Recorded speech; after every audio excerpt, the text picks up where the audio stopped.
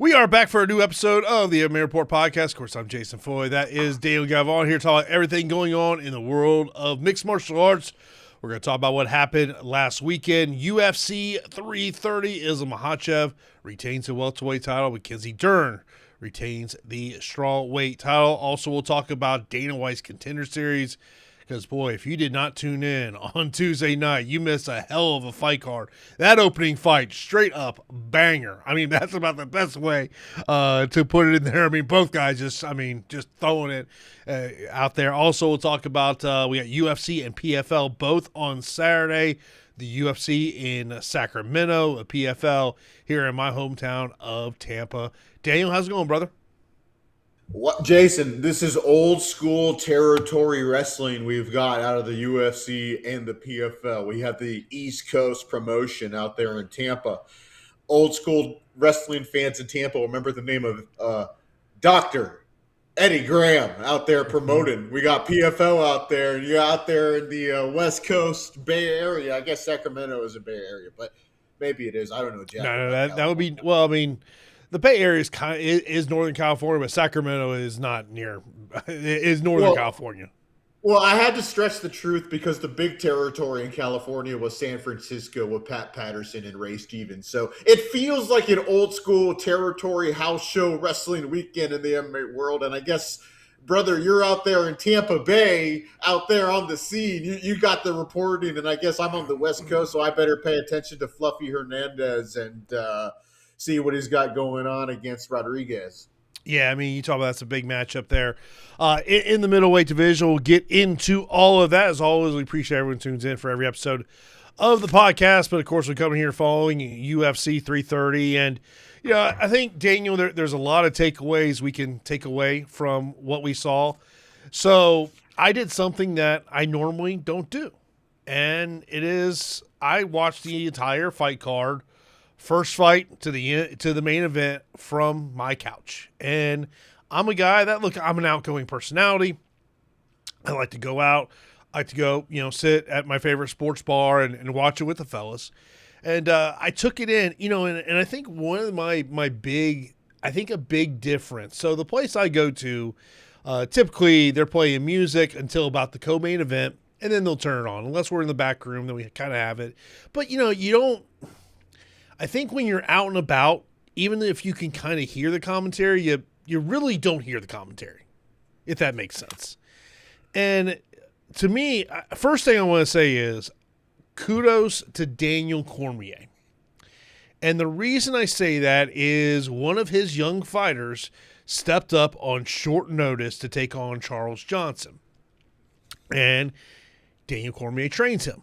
And why I say kudos, because in that fight, Daniel Cormier pretty much did not say anything. Because, look, he would be seeing it through his fighter's eyes. Now, he did offer up some good observations about the fight or whatnot, but I thought it was really good that he kind of he sat to the side and just kind of let John and Joe comment the fight because, look, he knew his judgment is cloudy because of his fighter. And, of course, Charles Johnson pulls off the third-round win. But kudos to 𝘁𝗵𝗀𝗀 stepping up on 3 days' notice to take that matchup. And, look, he was looking good until that third round when Charles Johnson got the stoppage. Another takeaway from just the commentary did come from Joe Rogan. And it came during the main event. And it was during the walkout for 𝘁𝗵𝗶𝘀. And Joe made the comment that in the United States, the mixed martial arts fan, they don't care where you're from. You could be from the U.S., you could be from Dagestan, or you could be from anywhere else in the world. If you're a great fighter, they're going to love you. And, that may not necessarily always be the case when the UFC goes internationally. Yeah, well, it really depends on every individual fight. Because when you really break it down to how a crowd reacts, and I kind of look at it through my lens as a aspiring, low-level independent wrestler who's studying wrestling, a story is how we consume anything. And a story is a protagonist and antagonist. So really what we're looking at is between these two fighters, who is going to stand out more to a crowd? So a lot of times in America, you'll notice the USA chants because these fighters are just unknown. So at that point, the crowd, this large group of people, the only thing they have to look at is the flag. So of course they're going to chant USA, USA. But as a fighter gets a reputation like 𝘁𝗵𝗶𝘀, it's a more nuanced crowd. And that's really exciting because I've seen it flip the other way with someone like Islam's fighting style, Jason. I think back to George St. Pierre. And towards the end of his career, he primarily relied on positional control. And basically, he primarily relied on making sure the opponent's offense wasn't effective to win. And that helped him prolong his career. But it's not the best fight style. And some fans started to bail out on GSP. It's interesting in a fight against Ian Gary that Islam was the protagonist. I think it probably plays a role in the way Ian Gary is perceived by most of the MMA community based on some of the storylines. I haven't read too many of the details, but just what I've seen, he appears to have a negative reputation. So the other thing is Ian Gary has a reputation as a technically brilliant fighter. He made things difficult for 𝘁𝗵𝗀𝗀. So the experience of seeing a guy control a fight positionally is boring if you don't know who they are. But if you know that 𝘁𝗵𝗶𝘀𝗀 is one of the best, if not the best fighters in the world, and you see him successfully take and hold down Ian Gary at times, Jason, I really think that's the explainer for why that crowd in Philadelphia for a moment saw Rocky and Islam. Yeah, this is I have two takeaways from the main event. I think takeaway number one is I think whoever Islam Makhachev defends the welterweight title against next, whether it's Carlos Prates or whether it's Michael Morales, he will not be as big of a betting favorite as he was against Ian Machado Gary, because when you saw the size difference between Ian Machado Gary and Islam Makhachev, you kind of said, ooh, Islam probably needs to grow a little bit into this welterweight frame. I mean, you're talking about Michael Morales before he was started to cut weight to be the backup fighter. He was weighing reportedly 220 pounds. So, and Prates is not a big guy. And almost, I mean, you kind of think that, like, Islam looked kind of human. It's been a long time, outside of the first Volkanovski fight, that it'd been a long time since you kind of sat there and looked at Islam Makhachev and thought, like, hey, this guy might be human. There might be someone who can beat him. And so I think kind of that mystique went away a little bit. I'm kind of like, I agree with what Dana White said in the post-fight press conference, where he said, basically saying Ian Machado, when he goes back and really watches this fight, he's going to kick himself because he's going to realize how close he truly was to becoming the UFC welterweight champion. When you look at the scorecards, all three judges gave the third round to Ian Gary. And if you remember on the broadcast, as they were going into the fifth round, the Makhachev corner was pretty much kind of thinking this thing was 2-2. They didn't think it was 3-1 like it was on two of the three judges' scorecards. Only Eric Colon is the only judge that had it 2-2 following the fourth round. Michael Bell and Saudi Amato both had it 3-1, and, of course, all three judges gave the fifth round to Islam Makhachev. But, like, it's one of those things of, like, I think if you're Ian Machado Gary, you sit back and say, you know what? I'm a lot closer to this guy than people thought. But, man, if he maybe would have been on the gas pedal a little bit more, maybe we're here today talking about Ian Machado Gary as a UFC welterweight champion. Jason, have you ever heard of the body blow theory as it regards to, like, college football? I have not. I listened to a podcast called The Solid Verbal for years. Like, I was literally a child, and it's been, who knows how long. I don't even want to think about that part. But they talk about the body blow theory, Jason, which is like the high-profile Ohio State, Notre Dame. They'll play Navy, and you take it for granted that Navy is going to be a cohesive challenge for Notre Dame. When they play, Notre Dame either loses or skates by 3 points. And so the next week, people start to think, man, Notre Dame's not as good as we thought they were, but it was just because Navy was that good. You got me thinking, hearing you, that Ian Gary is the best possible version of Navy, because time and again, he faces opponents and he makes them look like they're having the worst day ever. But I think that's kind of the brilliance of the performance from Islam actually is it's just about who's in control. In a fight of such highly skilled guys where being in control and making the circumstances benefit your game is basically how you win. Islam was in control for like 70% of the fight, even flashed off a head kick in the second round that rocked Gary. And it was basically like a 60%. No, it was basically like a 57 to real specific there. 57 to 43% Islam advantage ratio in my mind based on my memory. So like when Islam was in control, he didn't do much, but the fact that he was in control, Jason, is what made me so impressed because I kind of recognize these guys are just really damn good at this.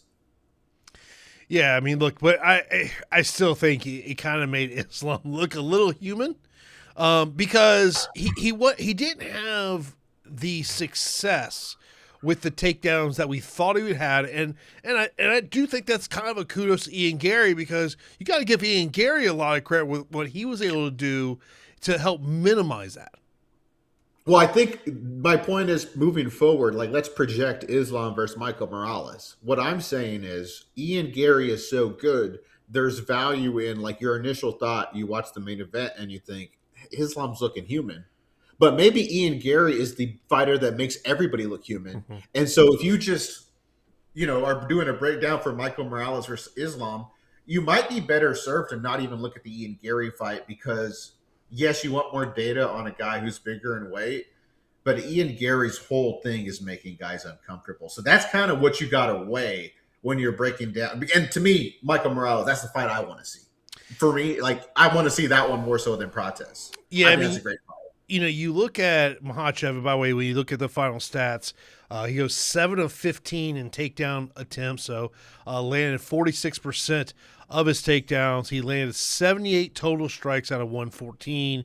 Ian Machado Gary landed 89 of 141, 12 and a half minutes of control time for Islam Makhachev. And this is where I wonder, like, this is kind of that, you'd love to be in that Tuesday meeting with Dana White, Hunter Campbell, Sean Shelby, Mick Maynard, as you think about, okay, well, when does Islam want to fight next?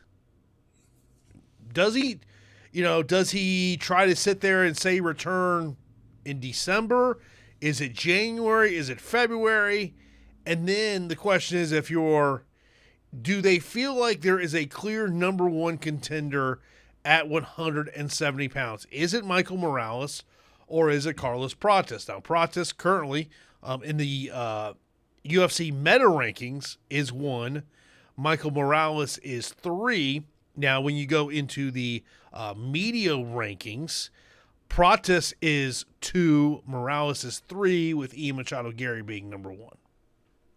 I feel like, for me, the thing I find most interesting about this weight class, even though we don't have a clear number one contender, is Islam continuing to face the challenge of facing bigger guys. So for me, I would love to see Islam fight as often as possible, because that's the most interesting part of this division is the concept of Makhachev fighting Morales and then fighting Prates. I think it would be a more fun, because the whole thing is you never know when he's going to retire. You don't know if he's going to retire next year or 5 years from now. So I'm like, while he's fighting like the best fighter in the world, I would love to see him fight like every 3 months. I know that's unrealistic in this day and age. We see the best fighters. Usually they don't fight too often, but we see some examples of exceptions like Pereira. But I selfishly, Jason, would like to see not a fight between Morales and Prates, but I want to see Islam be like an old school WCW champion and just face his contender. Do a 3-month program with Morales, do a 3-month program with Prates. That'd be nice, but... Yeah, yeah. I'll have what you're having. We know the sport. We know how kind of sport goes. Co-main event, before we kind of get into the whole Dean Thomas, Jillian Robertson situation, talking about just the fight for aspect, I think you got to give Mackenzie Dern a lot of props here. We saw, I don't know if me and you talked about it. I know me and Pete talked about it, is Mackenzie Dern sucks at takedowns. Yes, she is this amazing jiu-jitsu artist, but she is awful at takedowns. she really saw the improvements that she had going 4 for 6 in takedowns, landing a takedown in each of the first 4 rounds. She did not get, clearly the 5th round was for turn. I did not agree with the 48-47 scorecard for Jillian Robertson. You must be from Canada if you think she won 2 rounds. I'm sorry. It's 4-1. I don't think there should even be a debate about this. Yeah, I just don't know what kind of damage she did to win that round. I don't know. You can't point to any video evidence that I remember, but maybe there's something I missed. Maybe I was scratching my dog, and when I did that, Jillian Robertson landed a spinning heel kick I'm unaware of, but it wasn't really a round where I can think of any type of significant damage. Yeah, no, I mean, it was, and there was never a point in that fight that you magically thought Jillian Robinson was going to turn in the same round. I mean, give her all the credit in the world for, I want to say it was in the first, was it the end of the first round or in the second round? Maybe in both, where Dern looks like she's going to submit her with the choke.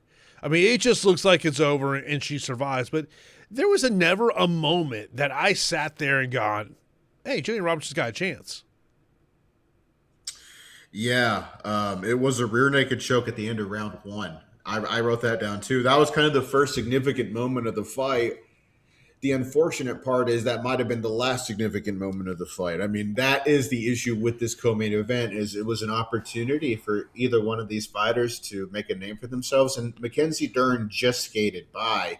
But I think it was because of just the bad luck of the matchmaking. I don't think it was the worst fight to make because of the circumstances. I did see one tweet after we did the show from somebody, and I should have wrote down the name, but it was basically like Robertson's last opponents are like 0-15 or whatever. And as soon as I saw that, I'm like, I'm such an idiot for picking that's crazy. She has no shot. I should have realized that, and I did not. And I wish I had seen that before the show. But Jason, the point of the story is this. Robertson's whole game to me was wrestling Dern down and landing ground and pound. The second that Mackenzie Dern becomes the better takedown artist, the dynamics of what we expected in this fight completely changed. So now the question is Mackenzie Dern, what's she going to do with the top control? Robertson's veteran skill was enough to make it boring in my mind. She was able to keep herself in positions to where she wasn't vulnerable, but just skate by for the 25 minutes because she had to rely. There was no other option for her because she couldn't defend the wrestling of Dern. So what I like about Mackenzie Dern, Jason, is she is improving from fight to fight. What you don't know is how much of it is the opponent quality versus her own improvement. But that's the exciting part of her journey as champion. Eventually, I think what we're seeing out of the Mackenzie Dern career arc, Jason, is building herself back up to welcome Weili back to this division. And then we have an actual, real marketable championship fight. Because this is a weight class that needs to develop, and this was a fight that did not deliver. No, it did not. I mean, look, it wasn't the fight that we thought it was going to be. I did stumble across this stat. I don't know if you happen to see it. I saw it on the Fighters Only Facebook page. Okay. So, this is, if you're ready for just a crazy stat. It's been 5 years since there was a KO TKO in a female title fight in the UFC. You got to go back to September 2021 when Valentina Shevchenko stopped Lauren Murphy. Yeah, I mean, and that's just not the way that this division is going to get over. Like, occasionally you'll see an individual fighter score knockouts, and whenever that happens, that fighter is going to be one of the most over stars in that division. So when you're promoting this weight class, it has to be about telling the stories of these fighters, because when you're talking about 115-pound human beings, 125-pound human beings, where's the weight to generate such power? You have to rely on like perfect technique and timing, which is awesome to watch, but that's something that requires, like, that's only the best of the best. Like, that's why when Demetrius Johnson has those awesome highlight reel knockouts at 125, you can immediately recall every single one of them. You can't really recall all of his decision wins. So it's hard when you're that small to knock people out, Jason, and you got to focus on interesting grappling, and we did not get interesting grappling in that fight. That's the downside of it. Yeah, I mean, when you look at this division, the clear next title fight for Mackenzie Dern, and this is obviously saying that Weili is going to return to 115 would be Weili. If it's not Weili, all right. No on Vern Jandiroba. Mackenzie just beat her for the title. We don't need to see a rematch there. Tatiana Suarez. I mean, look, Tatiana's not young. She's 35, which is not young in this division. She has won back-to-back fights. Her only loss is against Weili. Like, she's probably the best candidate unless you're looking at maybe someone like a 𝘁𝗵𝗶𝘀. Yeah, with Klein, I would definitely be patient with her. I mean, she just barely had that breakout performance, and what I wouldn't want to do is rush her. You know, to me, just based on what we saw, that's a 2-fight trajectory before a title opportunity in the best day. I think the Tatiana Suarez fight is the fight to make if the timing doesn't work out for the undisputed championship fight. Now, I guess we should talk about what has been the biggest story following UFC 330. Let me just say this. Here's my perception watching the fight. You remember when Megan Anderson walked out, when she came into the building to fight Amanda Nunes, and she looked like she was already defeated? Yes. That's the way I felt when we saw Julian Robertson walk into the cage. And I want to say it was either after the first or second round. And I'm sitting there and I'm like, man, not really a lot of technical advice coming from Dean Thomas. And then I'm also looking at this going, it doesn't even look like she's even paying attention. Like, it seems like her mind is somewhere else. So, like, that was my big thing about it. And look, I don't like the way Dean handled this after the fact. I mean, was this not a conversation you had with Jillian before that? Or is this how she found out what happened in training camp? But, like, even if you want to come to the defense of Gina in this aspect, when did you think she had a chance to win that fight? Because the fight wasn't competitive. I'm sorry. And, and you look at how she got to a title matchup, it's not like she was beating the elite of the division. Yeah, I mean, that's kind of the way I perceive this whole story. You can do the bookends of the story. The beginning is the walkout where you see the body language, and the bookend is Dean Thomas announcing that he would no longer be quartering Jillian Robertson. And what are we seeing here? What are we really seeing here? I think we're seeing a personal problem between these two individuals erupt in a public space. And, Jillian Robertson clarified her part of the story on Ariel's show. He relayed the fact that Dean Thomas did not communicate with her prior to going on air and announcing the fact that he would no longer corner her, which to me is just a blaring, this is a crazy situation, because any normal person putting themselves in the shoes of either Dean Thomas, if you say you're a mentor to someone for 15 years, or if you're Jillian and you're someone who's under someone's guidance for 15 years, you would really think either way, strip the names away from it. You want that mentor to break the news to you that your relationship is ending before you hear it live on air. And then the other part of the story that was the fact that there wasn't much communication other than Dean Thomas telling her afterwards, live in 15 minutes on my podcast. So that's where she has to listen to his response. And then he starts to respond. And then the community. So I don't want to comment personally about Dean Thomas or Jillian, because to me, Jason, all I see is like that's a messy situation where we only see so much that's put out there. But from a big picture standpoint, the single action of ending a relationship publicly rather than privately is something that I really think we all should not be doing. To me, it's not always about what the message is. It's how the message is delivered. Like, look, None of us want to get fired from a job. But, we don't want to hear our former boss basically crap all over us. And I would have rather Dean wait till Monday. Like, part of me sits there and goes like, I think there's got to be someone whether it's Dean or someone that UFC production goes, you know what? Maybe it's not a good idea to put the head coach on at the desk and have him talk about the fact of his fighter that he's been working with all this time just got beat. Probably not a good idea. If he would have just said, look, you know what? I've had this great run with Jillian. You know what? I just don't want to corner fighters anymore, and left it at that. But the problem is when you sit there and say that you believe she's gone as far as she can. Like you just, just dump on her grave.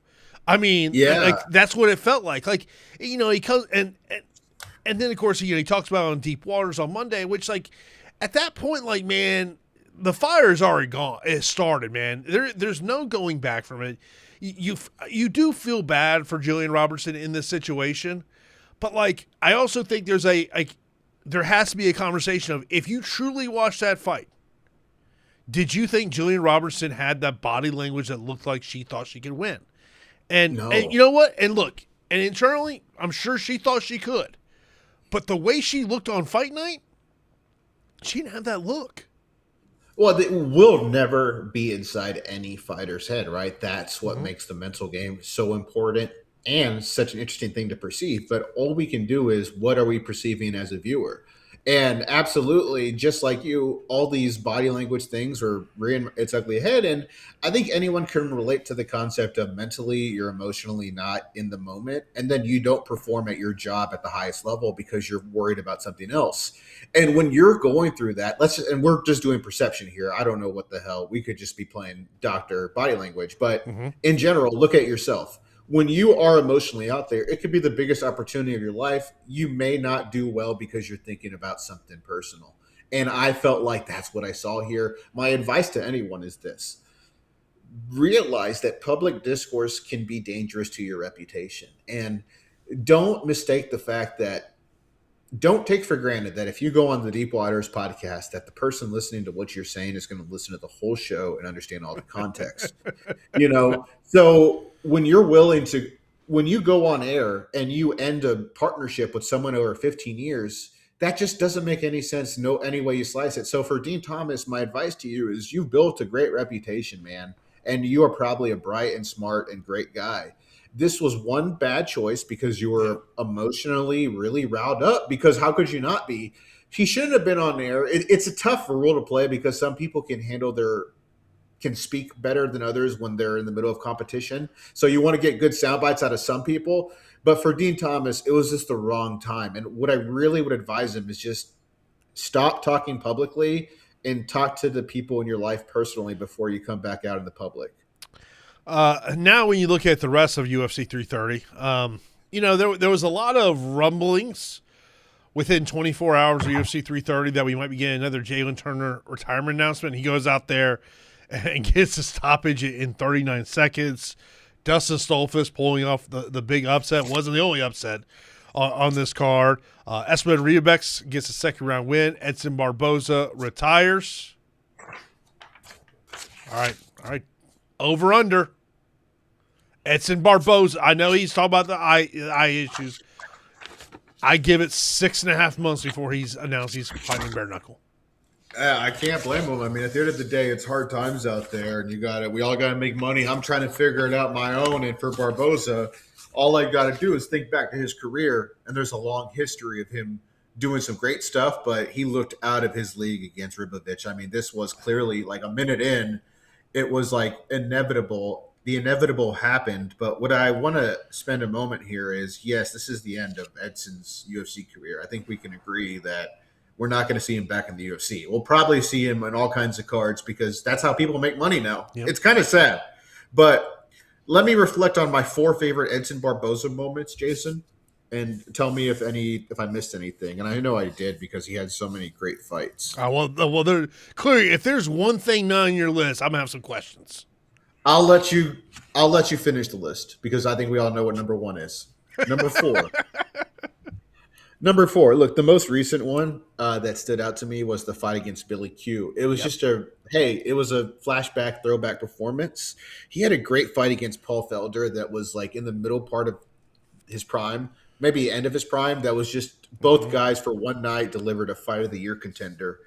In his very first fight, you know, I forgot about it, but as I was looking at his resume before the podcast, it brought back memories, and it was UFC 128.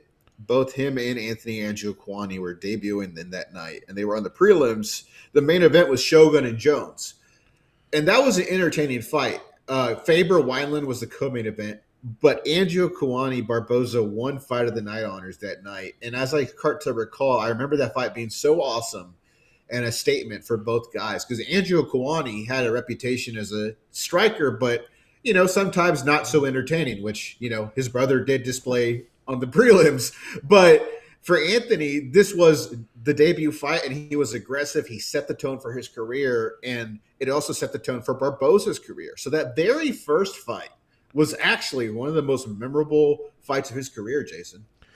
And we all know number one is the knockout of Terry Adam, who only fought 2 more times after that.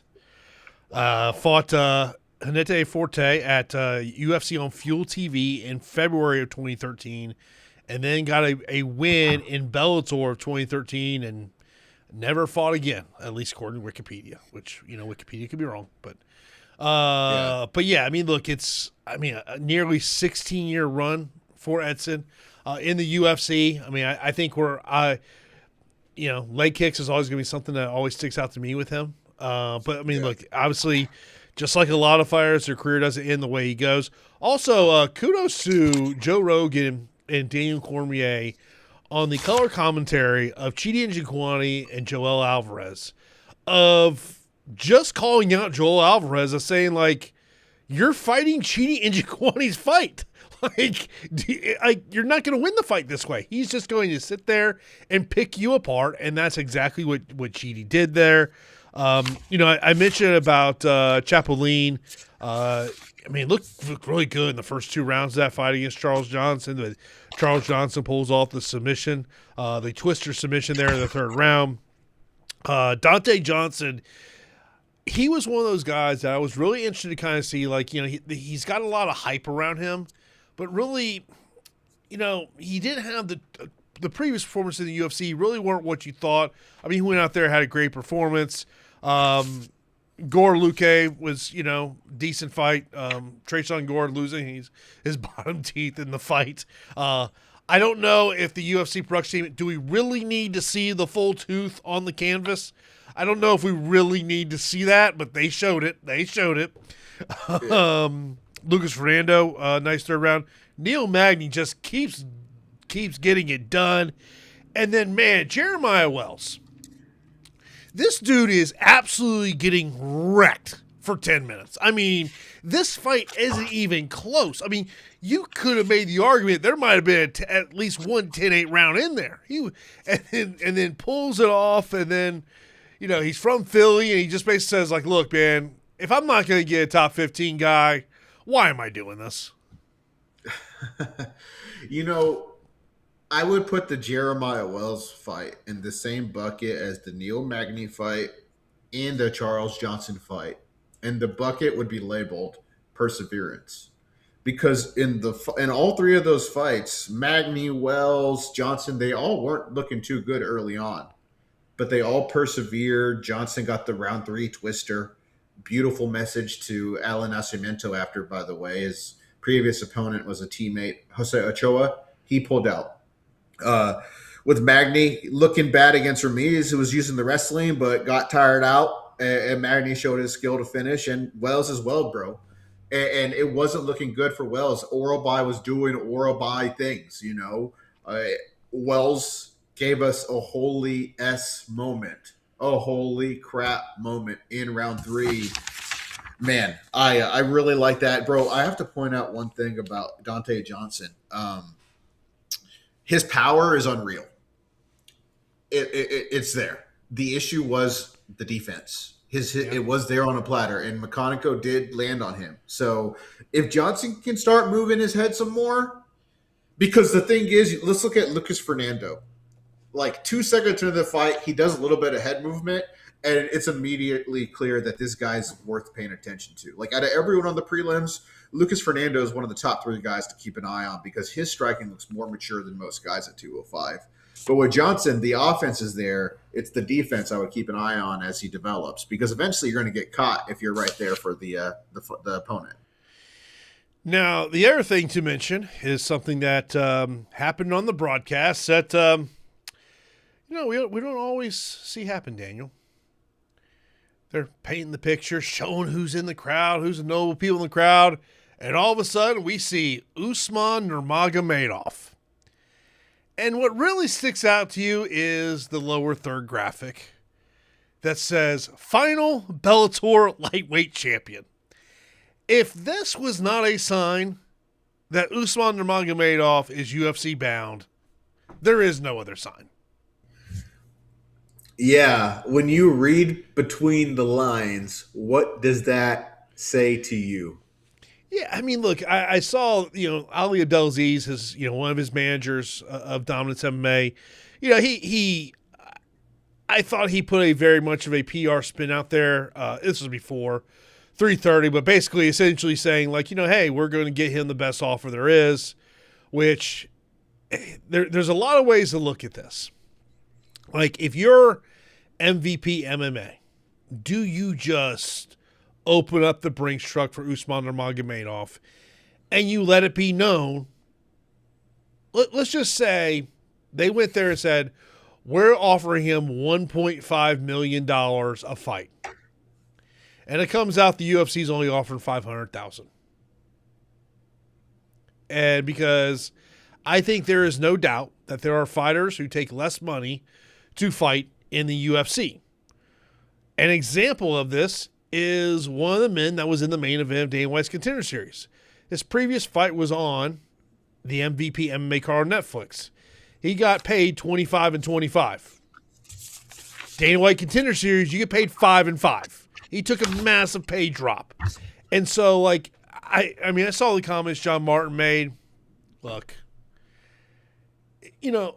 obviously there's an exclusive negotiating period. What's the point of are you going to make this guy sit and wait 90 days? Like, what's the point? Just sit there and say, here's our offer. Go let us know what the UFC offer you, and just come back with us and see if we can match it. Yeah, I think the part of the equation that I would have to identify would be how much capital do you have to spend on your fighter roster, and how much of it can be an investment that you expect no return on. Like, we want to be like the same way Netflix early on was spending all this money on all these great shows. Like, I'm probably gonna get some of them wrong, but like the Orange is the New Black, and to get people hooked, you're not going to make your money back the first 3 years. But if MVP MMA has all these investors and all this money, there's some value in just overpaying up the butt for 𝘁𝗵𝗶𝘀 if you want to market like, hey, I have the best fighter on the roster. But it comes down to whether or not that budget is there or not. If you're being fiscally responsible, if that's not the wisest move, because you could probably reinvest that money in creating stars at the same name value as Usman, even if you're not going to have the reputation of someone at that level, because that's the special value of Usman is he's one of the rare non-UFC fighters that you could absolutely imagine him being the best fighter in his weight class. And there was a video where it's backstage, Daniel Cormier, who, does collect a check from the UFC. I'm guessing it's probably as an independent contractor. I'm guessing it's probably not as a W-2 employee. I'm guessing he's a contractor. But basically telling Usman it's time to submit your legacy, which I get. I understand. But, like, what if the PFL offer is just so much more than the UFC offer? Like, yeah. It's that weird. It's a weird situation, Daniel, because, like, you want the fighters to make the most money they can. But there is something about you wanting to prove you are the best fighter in your division. And, look, you can't do that outside the UFC. I mean, it's just – I know people don't like it, but it's just the facts.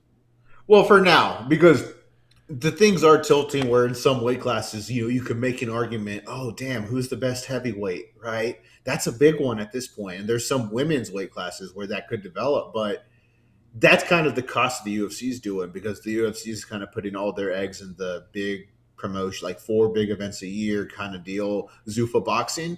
They kind of left their eye off the ball of like selfishly promoting the best pure fighter. So that's where, if you're a rival promotion, you could say, you're not going to get the best middleweight, welterweight, light heavyweight, bantamweight. You're not going to get that. The UFC dominates the market. But could you get the best heavyweight champion in the world and the best women's bantamweight? What does that mean in the marketplace? Maybe nothing, maybe a lot. That's kind of the stuff you would look at if I was advising somebody, bro. But look, at the end of the day, I think the real world we're going to be living in is a world where Usman's fighting in the UFC. And I think the real world we're looking in is he's going to get a number 1 contender fight as he enters. And I think the UFC should absolutely, go pedal to the metal if they sign him, because off the page, the last name is going to jump out to the casual fan. They're going to watch the debut fight. And if Usman isn't a good matchup and looks good, man, you are off to the races when it comes to developing a new star.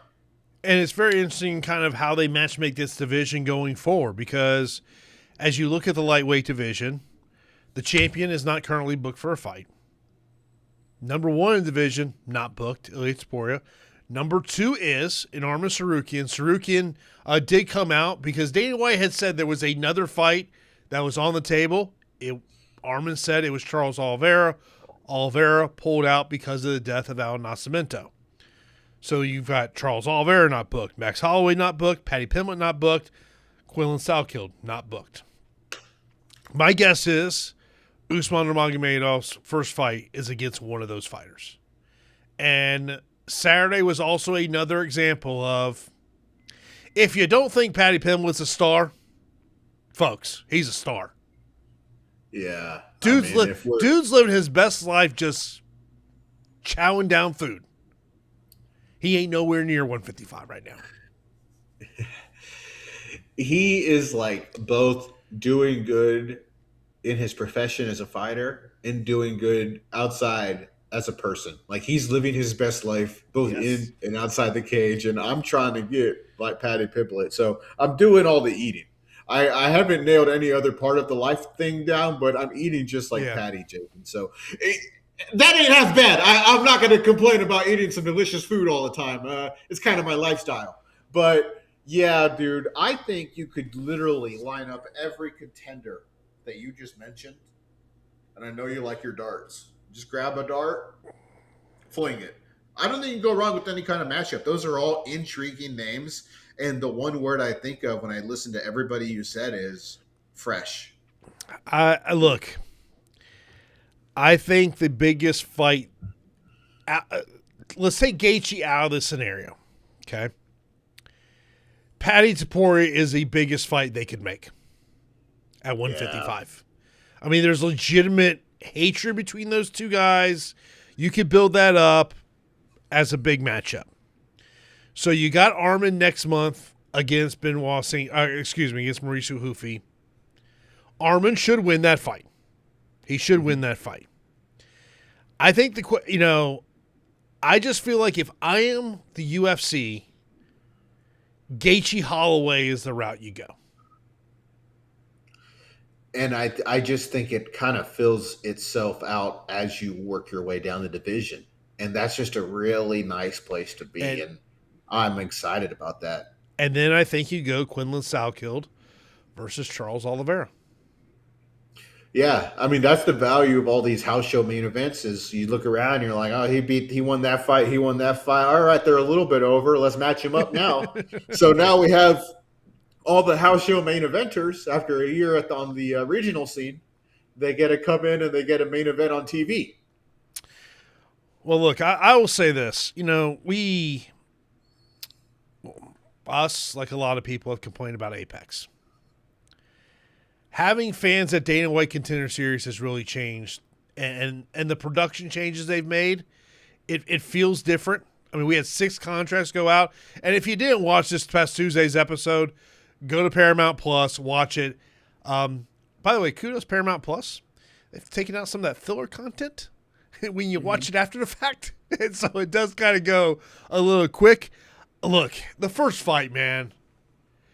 Daniel, I know you told me you're going to start going next week. You're a week too late, brother.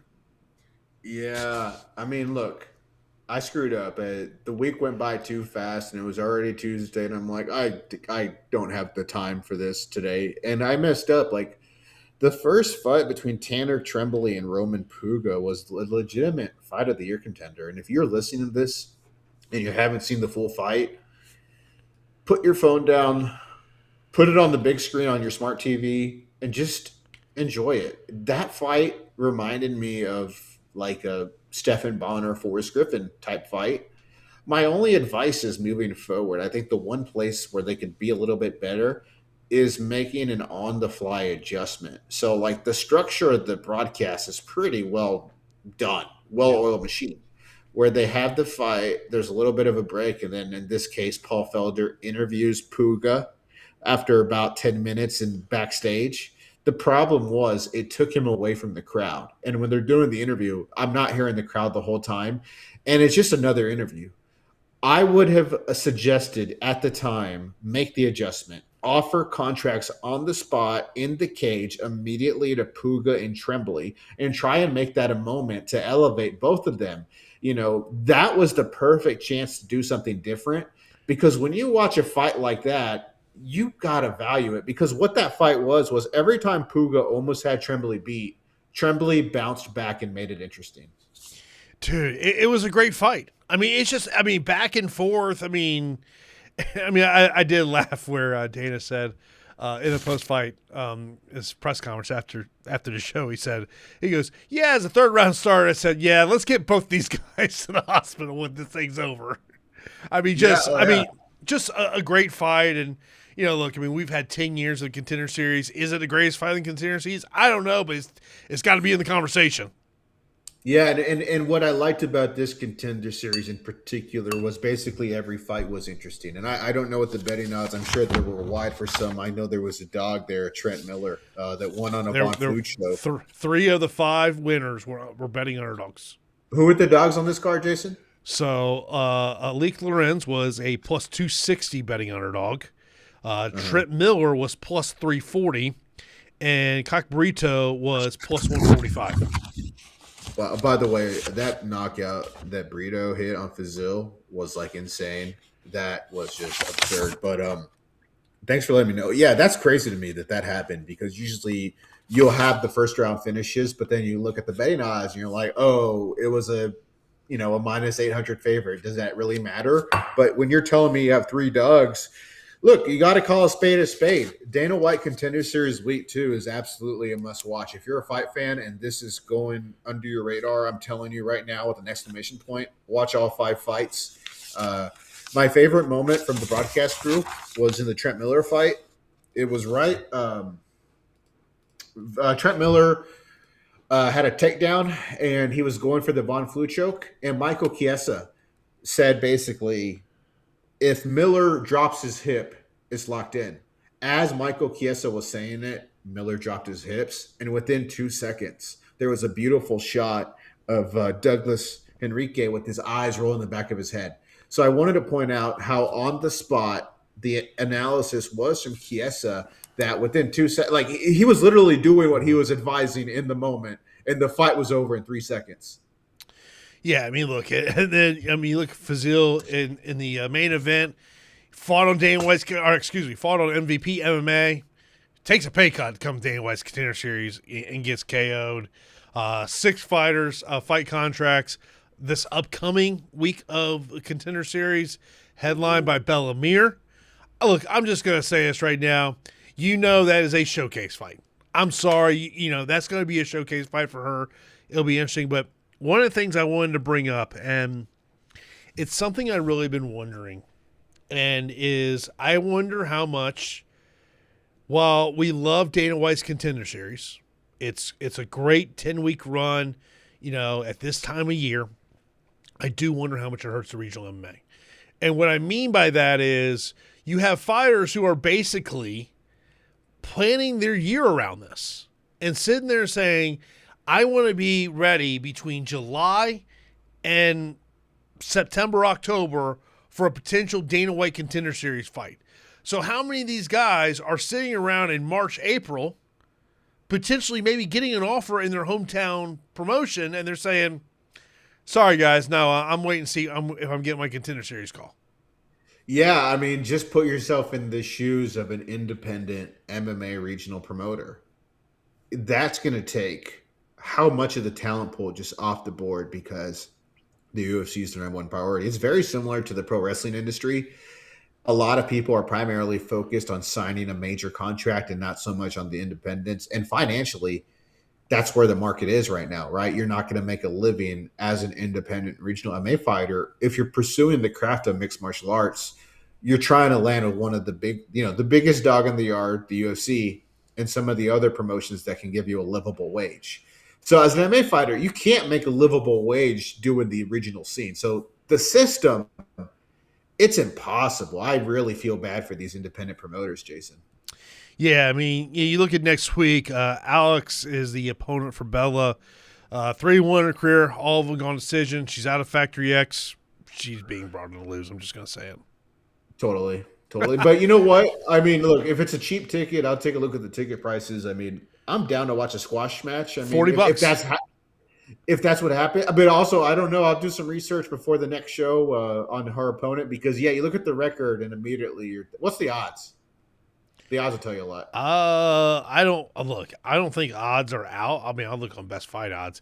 My guess is Bellamiro will end up being 8-1 favorite.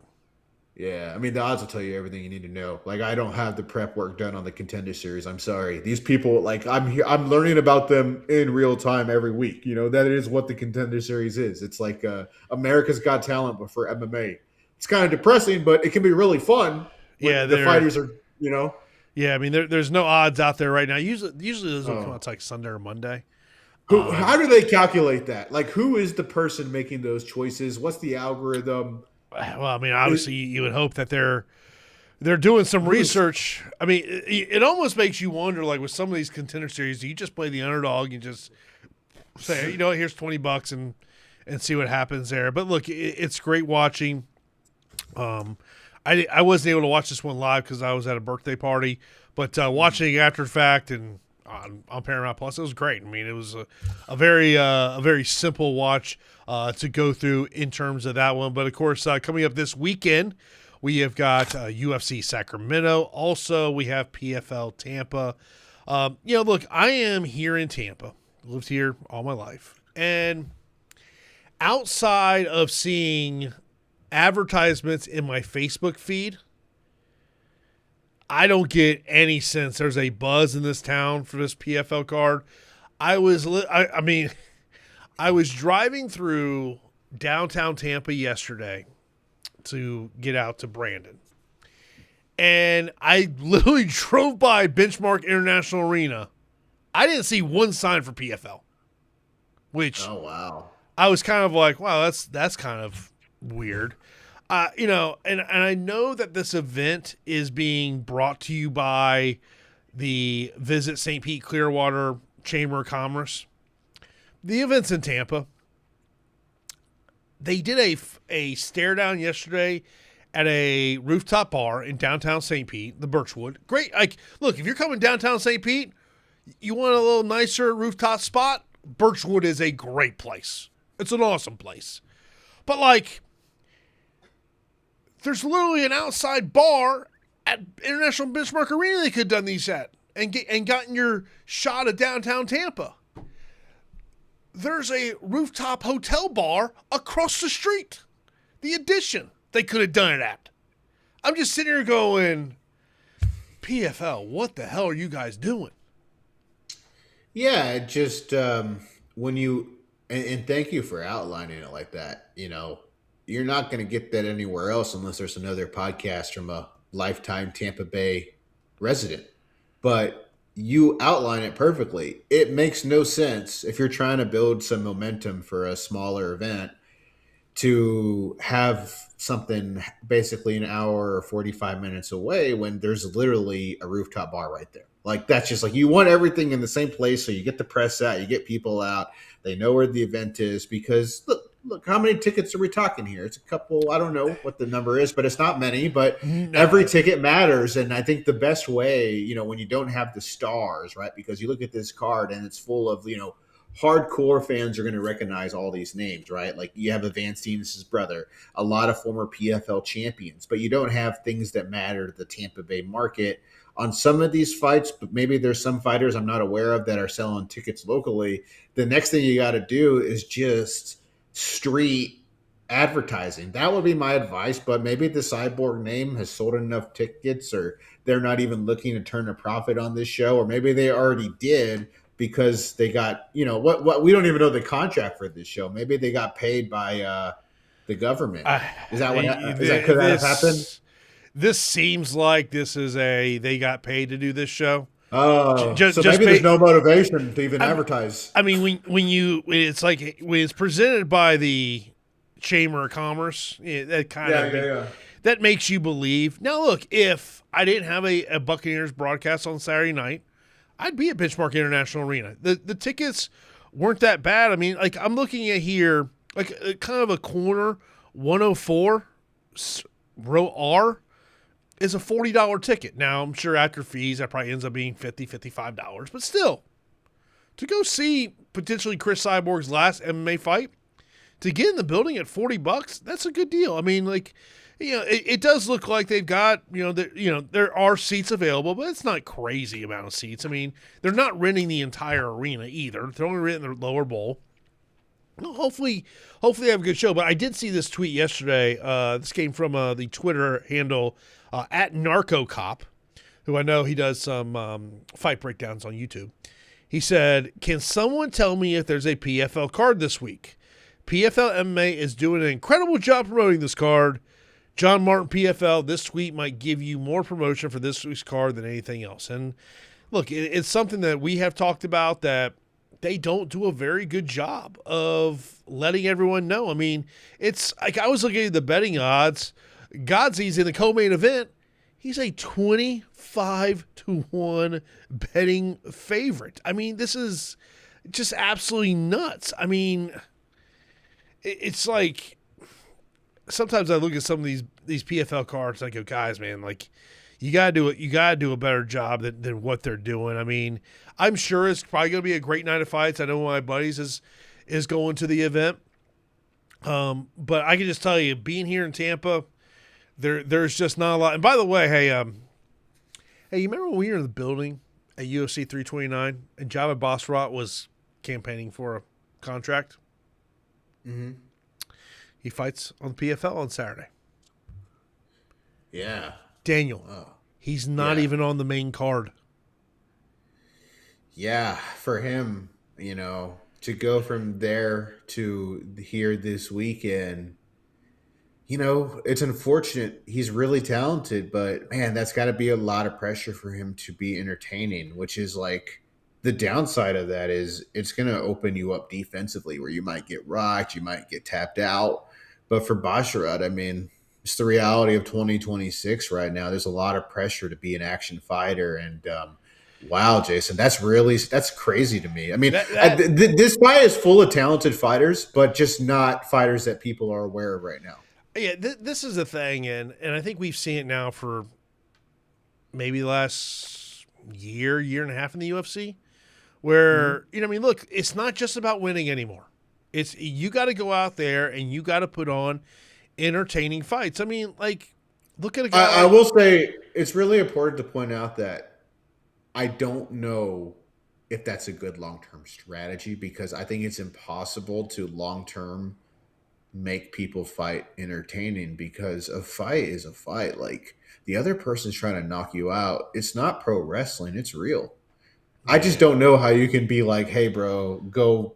Like, you, because the thing is, what we're seeing, like the Contender series, bro, is really fun fight cards, but it's they're letting the defense slip, which is cool, but we're trending more towards like not sustainable careers. Like that's the problem. And it's a tough balance, because the way I look at it is like, you want entertaining fights, but you don't want fighters to get bad habits, because then you don't want too much of one thing is my whole takeaway, because that's why the sport is so confusing to me as a fight fan right now. It's really tough to analyze from my point of view. Well, I mean, I think sometimes you have to look at it from a fan perspective of, do you want to see a guy go out there and win 10 fights in a row and they're just not entertaining? Or do you want to see a fighter that is willing to go out there and throw down and, fight their ass off? I mean, I think that's the thing. There are certain fighters we look at and say, if 𝘁𝗵𝗶𝘀 was not a entertaining fighter, a action-packed fighter, he's still not in the UFC. He's gone. There's just, Edson Barboza's probably another example of that. Things haven't been going well, but he's an exciting fighter. You look at what we're going to see at UFC Sacramento. Gregory Rodriguez has been on a nice little win streak here. He's won 6 of 7. Fluffy Hernandez coming off that loss to Sean Strickland. I know he's trained with Sean Strickland leading up to this one. They're both two guys that bring it. Now, if this fight hits round 3, I don't know how much Gregory Rodriguez is going to have left in the tank. You got Petrino looking to go 4-0 at heavyweight, taking on 𝘁𝗵𝗶𝘀. RDR moving back up to light heavyweight, taking on Roman Dolidze. You got the UFC debut of Anthony Wynn after a win on the Contender Series 2 weeks ago. He's a 10-1 betting favorite, by the way. The prelims are... Oof. I'm going to say this right now. If I just show you this fight card, you'd probably say we're at the apex. Yeah, especially with the prelims. The main card, you could be like, ooh, RDR Dolidze. That's a nice little fight. But the prelims do scream apex. I think the 2 fights on the prelims I can tuck myself into is, hey, what's Douglas going to look like against Jamal Emmers? Emmers has been around for a while at 145. Douglas is a newcomer on the scene. If he looks good, that's a guy I'm going to pay attention to at featherweight. And he's out of Cub Swanson's gym, Bloodline, which has been having a lot of success in the UFC. And I always say is you got to follow where the hot gyms, and that's one of them. Padilla Hop-Ross, I think, should be a pretty nice fight. Yeah. But outside of that, man, it's cut season. I can go down the list of fighters that I think lost and they're out of the UFC. Elise Reed, she's one of them. Schultz is his 4th fight in the UFC. I don't think he's at this level. I think he could potentially be cut. Hop-Ross could be in that situation. He's 10-5 in the UFC. Kenny Nzechukwu, I think, is someone you could probably put in that scenario as well. Yeah, and I think on the flip side, look at their, who are the ones moving forward you kind of have to be excited about. And I think it's the heavyweight division. And it's more so not I'm excited about these guys. I'm just curious. I'm curious about Anthony Wynn. We've seen a trend of athletic heavyweights do well. He fits the trend. The question is, how is he going to look under the bright lights of the UFC? And on the flip side, Vitor Petrino is moving up in weight class, and he's facing a veteran in Spivak. So that's another test of are we seeing the lighter weight, heavyweight, fighter with the athletic advantage? They're winning more often than not. I'm going to look at those 2 fights and see how that trend plays out. Yeah. I think a question I have with Anthony Wynn is, what if fight hits round 2? Yep. It's a legitimate question. What happens if it hits round 2? It's the unknown. Yeah. Look, he may very well go out there and just win in 30 seconds. We'll probably get 10 versions of Anthony Wynn over the next 2 to 3 years in the light heavyweight division. 2 out of the 10 are going to be awesome. 8 out of the 10 are going to have some success or not any at all. Anthony Wynn is the latest version of it. So that's kind of what's exciting. Is he going to pass the test? Will he have a gas tank into round 2? I don't know. Bro was playing for the New York Jets not that long ago. It takes a lot of time to get good at MMA. It's just a question of how quickly can you succeed based on how much skill you have with the athleticism. Look, I got a chance to call one of his fights early in his career. And it was, I mean, literally when so, I get down to Miami to do the show, and, it's the day before or 2 days before the event, and we're doing, the fighter meetings, fighters come in, they're there for probably 10, 15 minutes. And you're just, you're talking to them, you're trying to learn about them, but also like you're talking to other people. And I remember when we talked to his opponent, and I already kind of knew some details on Anthony Went. I look at Shannon, I go, he's probably getting beat up pretty bad on Friday night. And I think the fight lasted like 20 seconds. I mean, you saw the explosiveness in him. And it was one of those things go, oh, this ain't going to go well. This is not going to go well. Yeah, when you see a guy flash that upside, like within 10 seconds. Yeah, there's calling regional MMA. I think one of the things you kind of learn is there's some fights that I'd be like, I would look at my producer and go, do we have any ad reads that I'm supposed to have right at the start of the fight? And I said, if you have one in the Anthony Went fight, we should probably say it before the referee says to start the fight. That sounds like, to me, preparation is key. Yes. You don't want to be in the middle of the ad read and all of a sudden, boom, knockout. Yeah. You need to know beforehand, this guy might win in 20 seconds. I don't need to be talking about calling him Depot. Yeah. I mean, we don't need to be talking about, match brought to you by XYZ Law Promotion. Yeah. What? Oh, crap. What happened there? Replay truck? Yeah, you don't want to be... You want to set yourself up for failure as a broadcaster, because as soon as you go live, anything could go wrong. You want to make it look like you're the coolest cucumber in the refrigerator. Yeah. It's I mean, I would say he is probably one of the main reasons to watch UFC Sacramento. I mean, obviously the main event, clearly.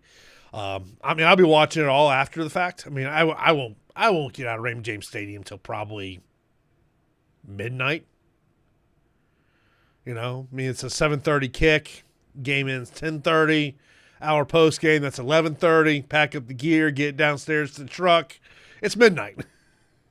Hey man, nothing wrong with a good day's work. Wake up in the morning with some breakfast or whatever you partake in the morning, whether it be an energy drink or whatever. Watch some fights. I'm a Celsius guy. That is me. Celsius, okay. Yeah, Celsius and some fights in the morning. I'll wake up. Let's grab the Celsius. Let's usually for me it's okay.